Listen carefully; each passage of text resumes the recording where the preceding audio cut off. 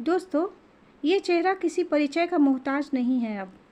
नेहा आशीष तिवारी इस नाम से इनका चैनल है और ये डेली के ब्लॉग डालती हैं और बहुत ही अच्छी यूट्यूबर हैं। बहुत ही मेहनत से इन्होंने अपने चैनल को आगे बढ़ाया है और बहुत ही विपरीत परिस्थितियों में इन्होंने अपने चैनल को ग्रो किया है। जैसा कि आप सभी लोग जानते हैं कि इनके पति की मौत, आशीष तिवारी जी की मौत अचानक से हुई थी और रीज़न बताया गया था कि कोरोना के कारण हुई है। और हम लोगों ने न्यूज़ में देखा भी था कि उनकी मौत का रहस्य अभी तक पता भी नहीं चल पाया, लेकिन कहा गया कि कोरोना के कारण उनकी मौत हुई है। जो भी हो, नेहा जी तो आज भी सवाल करती हैं लोगों से कि आखिर मुझे बताया जाए कि मेरे पति की मौत कैसी हुई है, जैसा कि उन्होंने जोश टॉक पर भी कही थी अपनी बातें ये।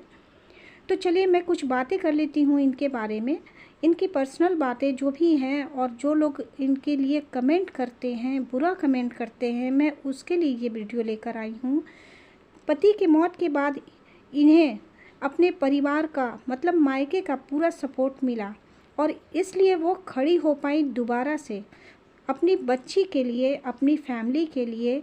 और पूरी फैमिली ने इनका बहुत ही ज़्यादा सपोर्ट किया है, मायके वालों ने, और ख़ास करके इनके भाई ने, जिनकी अभी शादी हुई है, उन्होंने बहुत ही ज़्यादा इनका सपोर्ट किया, इनका ख्याल रखा, इनको हिम्मत दी। और इसके कारण ये सिंगल लेडी हैं, सिंगल मदर हैं और इतने आगे ये जा रही हैं। और भी हम लोगों की पूरी ही भगवान से दुआ है कि ये आगे बढ़ें और आगे जाएं।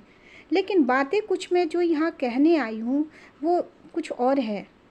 हम लोग तो सभी चाहते हैं ना कि वो आगे बढ़ें, ऐसी कोई भी लेडीज हो वो आगे बढ़े, लेकिन कुछ लोगों को ना आगे बढ़ना खटकता है। कुछ लोग सिर्फ और सिर्फ लोगों को रुलाना जानते हैं, हंसते हुए लोग देख नहीं पाते हैं। बहुत सारे लोग हैं और ख़ास करके यूट्यूब पे तो बहुत सारी और महिलाएं ही हैं, ऐसा नहीं कि पुरुष हैं, वो महिलाएं ही हैं जो दूसरों को खुश नहीं देख सकती हैं, दूसरों के दुख में दुखी नहीं होती हैं, दूसरों के दुख में खुशियां मनाती हैं। ऐसी बहुत सारी महिलाओं का जन्म हो चुका है, मैं कहूँगी जन्म हो चुका है यूट्यूब पर। जन्म तो उनका कभी भी हुआ हो, पर यूट्यूब पर नया नया जन्म हुआ है ऐसी महिलाओं का, ऐसे लोगों का, वाहियात लोगों का, जो कुछ भी आकर किसी के भी ब्लॉग पे जाकर लिख देते हैं। ऐसा ही इनके साथ भी अभी हुआ है। होली का इन्होंने जो ब्लॉग डाला था जिसमें उनकी भाभी ने उन्हें रंग लगा दिया था, उस पर किसी एक लेडी ने जाकर लिख दिया है, रंग भी लगा ली, मेहंदी भी लगा ली, अब सिंदूर भी लगा लो। इस तरह के कमेंट किसी ने जाकर कर दिए हैं, जो बेहद बेहद शर्मनाक है। लोगों को समझना चाहिए कि रंग, मेहंदी और सिंदूर में कितना फ़र्क होता है। कहाँ से आती हैं ऐसी औरतें जो इस तरह के कमेंट करके जाती हैं? वो जो कोई भी हो, उनकी फैमिली मेम्बर हो या बाहर की महिला है, जो भी हैं, उनको ये कहते हुए ज़रा शर्म भी नहीं आई कि सिंदूर का मतलब क्या होता है। और भी बहुत कुछ महिलाएं लिखते रहती हैं दूसरे के ब्लॉगिंग पर, और ख़ास कर महिलाओं को ही निशाना बनाती हैं। ये आप सबने देखा होगा, एक महिला दूसरी महिला को इतने नीचे तक जाकर, हद से नीचे जाकर लिखती हैं, कुछ भी कमेंट करके चली आती हैं। मैं ये पूछना चाहती हूँ कि लोगों की संवेदनाएं कहाँ चली गई हैं? महिलाओं के लिए जो ये शब्द कहे जाते थे कि वो त्याग और ममता की मूर्ति होती हैं, वो मूर्तियाँ कहाँ चली गईं? क्यों ऐसी महिलाओं का जन्म हो चुका है जो सिर्फ और सिर्फ जलन वाली बातें करती हैं, गंदी बातें करती हैं, ईर्ष्या वाली बातें करती हैं, बेशर्मी के हद तक जाकर कमेंट करती हैं? ये कहाँ से आ गई ऐसी औरतें? क्या उन्हें खुश रहने का हक नहीं? उन्हें लाल रंग लगाने का हक नहीं? उन्हें मेहंदी लगाने का हक नहीं? उन्हें मेकअप करने का हक नहीं? कहाँ से ये कानून बना है? किसने बनाया है ये कानून? आप सबने अपने दिमाग में कानून बना रखा है क्या?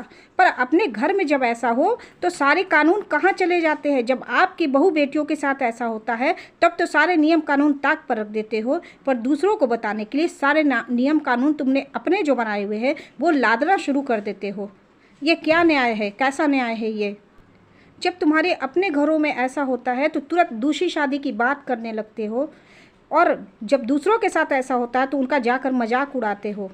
ये किसने कह दिया कि बीडो औरत को कुछ भी करने का हक नहीं है? जब वो मर्द की तरह कमा कर खा सकती हैं तो बाकी चीज़ें वो क्यों नहीं कर सकती है? क्या इनकी जगह अगर कोई मर्द होता तो वो तुरंत ही शादी कर लेता और लोग करवा देते कि वो अकेले नहीं रह सकते हैं।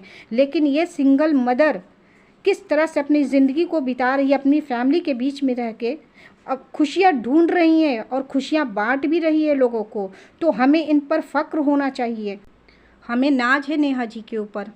और हम लोग यही चाहते हैं कि नेहा जी की जीवन में फिर से खुशियाँ वापस चली आएँ।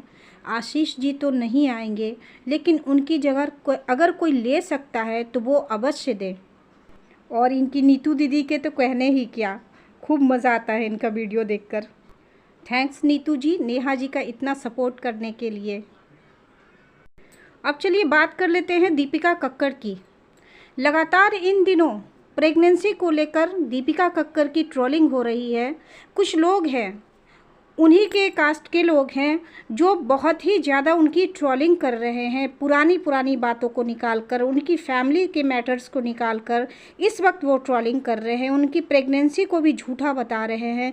ये सारी मतलब एक कहते हैं ना कि हदें पार कर जाना, हद से बाहर जाकर कुछ भी कह देना, कुछ भी बोल देना, किसी भी तरह की वीडियोज़ बना देना, ये सब कुछ चल रहा है इनकी लाइफ में भी।